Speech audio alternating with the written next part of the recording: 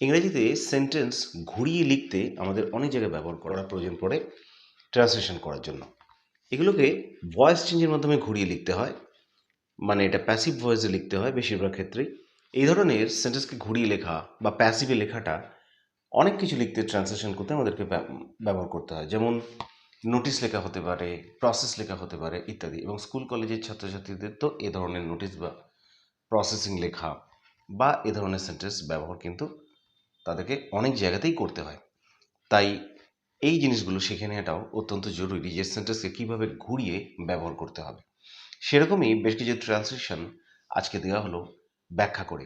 আশা করি এই ট্রান্সলেশনগুলো তোমাদের অনেক কাজে লাগবে। এই ট্রান্সলেশনগুলো চা তৈরি করার উপরে দেওয়া হয়েছে, বা চাকে প্রসেসিং করা। তো এসো তাহলে এবার সেন্টেন্সগুলোকে দেখে নেওয়া যাক। প্রথম সেন্টেন্সটা আছে, চা একটা অত্যন্ত জনপ্রিয় পানীয়। টি ইজ এ পপুলার বেভারেজ। এখানে বেভারেজ কথাটার মানে হচ্ছে পানীয়কে বলা হয় বেভারেজ। আমরা ড্রিঙ্কসও কথাটা ব্যবহার করতে পারি, বিভিন্ন রকমের ড্রিঙ্কসও হয়, আবার বেভারেজ কথাটাও ব্যবহার করা যায়।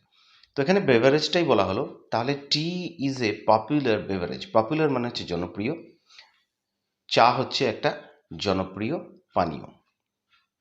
পরের সেন্টেন্স, অতিথিকে আপ্যায়ন করার জন্য চা ব্যবহার করা হয়। Tea is served to welcome guests in many household. এখানে হাউসহোল্ড কথাটার মানে বাড়িতে যে ব্যবহার করা হয় চা, সেটাকে বোঝানো হয়েছে। টি ইজ সার্ভড, এই যে পার্টটা আছে, চাকে সার্ভ করা হয়। আমরা প্রথমে টিটাকে লিখলাম, চাকে সার্ভ করা হচ্ছে, তারপরে একটা ইজ অক্সিলারি ভার্বকে ব্যবহার করলাম বা হেল্পিং ভার্বকে ব্যবহার করলাম।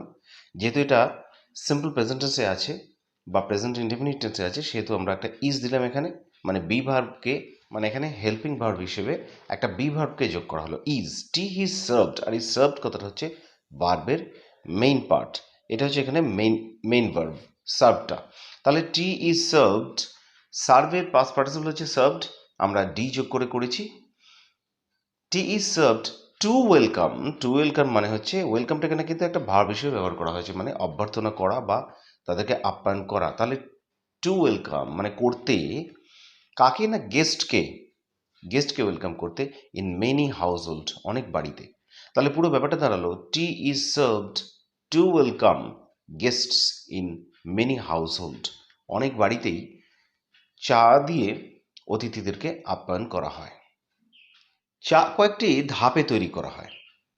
টি is prepared through a number of steps.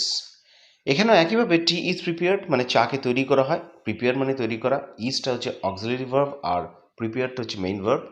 Through মানে মধ্যে দিয়ে, a number of steps, a number of steps মানে বেশ কয়েকটা স্টেপসের বা ধাপের মাধ্যমে। প্রথমে একটি কেটলিতে জল নেওয়া হয়। At first water is taken in a Kettle. দেখো এখানে water is taken, at first মানে প্রথমে, তাহলে ওয়াটার ইজ টেকেন মানে জলকে নেওয়া হয়, এই জলটাকে নেওয়া হয়, সেই জন্য ওয়াটারকে প্রথমে আনা হলো ইজ। এখানে ওয়াটারকে কিন্তু আমরা সবসময় থার্ড পার্সন সিঙ্গুলার নাম্বার ধরবো। আমরা আগেই আলোচনা করেছি যে ওয়াটার, সুগার, এই ধরনের জিনিস যেহেতু গোনা যায় না, তাই আমরা যখনই ধরবো এটাকে সবসময় সিঙ্গুলার নাম্বার ধরবো, প্লুরাল নয় কিন্তু। তাহলে at first water is taken, এই ইজের পরে, ইজটা যেহেতু অক্সিলিয়ারি ভার্ব বা হেল্পিং ভার্ব, নিশ্চয়ই ইজের পরে আমার মেইন ভার্বটা লিখতে হবে। এখানে টেকেন কথাটা হচ্ছে ভার্বের 3 নম্বর ফর্ম, মূল ভার্বটা হচ্ছে টেক। তাহলে পুরো কথাটা দাঁড়ালো, at first water is taken in a Kettle, জল নেওয়া হয় একটা কেটলের মধ্যে, তাহলে ইন এ কেটলটা সে কারণে এখানে ব্যবহার করা হয়েছে। এর পরের ট্রান্সলেশনটা দেখো, এরপর জল সহ কেটলিটাকে গরম করার জন্য আগুনে বসানো হয়।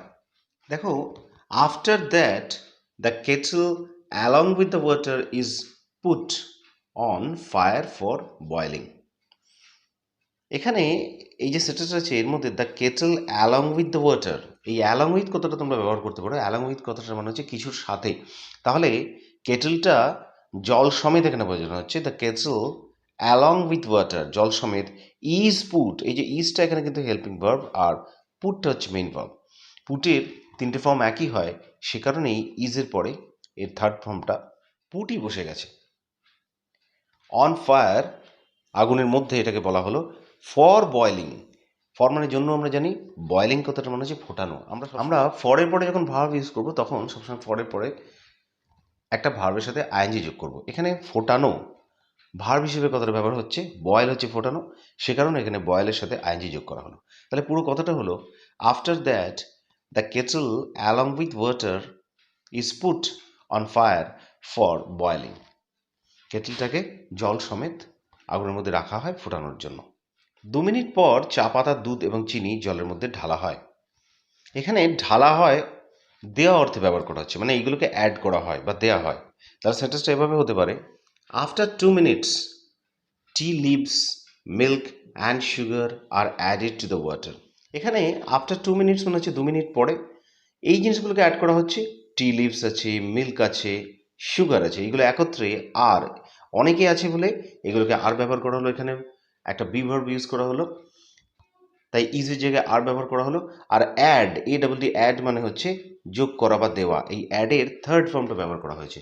অ্যাডের থার্ড ফর্ম হচ্ছে অ্যাডেড, মানে এখানে একটা ইডি যোগ করে অ্যাডেড বানাতে হয়। টু দ্য ওয়াটার, জলের মধ্যে। তাহলে পুরো কথাটা দাঁড়ালো, after 2 minutes tea leaves, milk and sugar are added to the water. তারপর জলসহ ওই মিশ্রণটিকে 3 মিনিট ধরে ফোটানো হয়, যতক্ষণ না তার লিকারটা বেরিয়ে আসে। দেখো এখানে দুটো পার্টে ভাগ করা হচ্ছে সেটাকে। একটা হচ্ছে জলসহ ওই মিশ্রণটিকে 3 মিনিট ধরে ফোটানো হয়, আর তারপরে রয়েছে যতক্ষণ না এই মিশ্রণটা থেকে লিকারটা বেরিয়ে আসছে।